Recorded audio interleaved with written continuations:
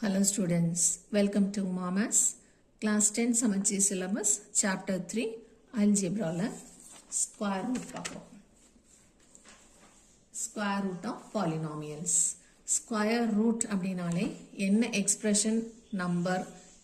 என்ன கொடுத்திருக்கானோ variable எது கொடுத்திருந்தாலும் அதனோட பவர்ல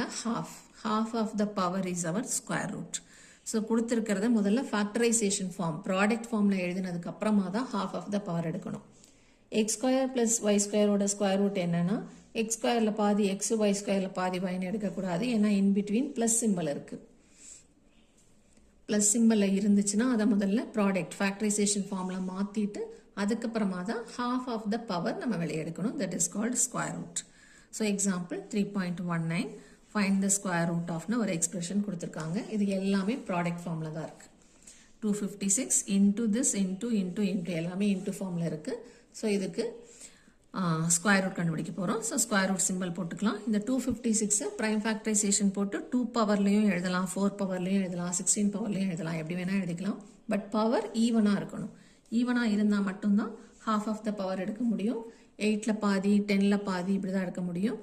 5 ல பாதி 2 3 ல பாதி 1 எல்லாம் எடுக்க முடியாது so the power must be an even number so இந்த 256 16 ஸ்கொயர் னு போட்டுக்கிறோம் மீதி இருக்கிற எல்லா டேர்மோட பவர்ஸும் ஈவனா தான் இருக்கு சோ அத அப்படியே எழுதி இருக்கோம் இப்போ ஸ்கொயர் ரூட்க்கு வெளியே வரும்போது இந்த x எல்லாம் பாசிட்டிவா நெகட்டிவா நமக்கு தெரியாது சோ x a ரெண்டு சேர்ந்து sometimes நமக்கு நெகட்டிவ்ல கூட ஆன்சர் வரும் இங்க பவர் 8 ன்னு இருக்கு சப்போஸ் இங்க பவர் 10 ன்னு இருந்தா வெளியே வரும்போது பவர் 5 ன்னு வரும் power 5 ங்கும்போது it is an odd number பவர்ல வந்துச்சுனா பேஸ் நமக்கு நெகட்டிவா இருந்தா நெகட்டிவ்ல தான் வரும் சோ இது நெகட்டிவா பாசிட்டிவான்னு தெரியாததனால வேரியபிள் இருக்கிற இடத்துல மட்டும் மாடுலஸ் போட்டுக்கிறோம் ஏன்னா இங்க நம்ம கண்டுபிடிக்க போற எல்லாமே பாசிட்டிவ் ஸ்கொயர் ரூட் சோ வேரியபிளுக்கு மட்டும் மாடுலஸ் இந்த 16 is already பாசிட்டிவ்னு நமக்கு தெரியும் சோ போட தேவையில்லை இப்போ இந்த பேஸோட பவர் 8 அதுல பாதி 4 இந்த பேஸ்க்கு பவர் 4 அதுல பாதி 2 இதுக்கு பவர் 16 அதுல பாதி 8 அதே மாதிரி 20 ல பாதி 10 சோ இதுதான் ஃபைனல் ஆன்சர் அடுத்த क्वेश्चन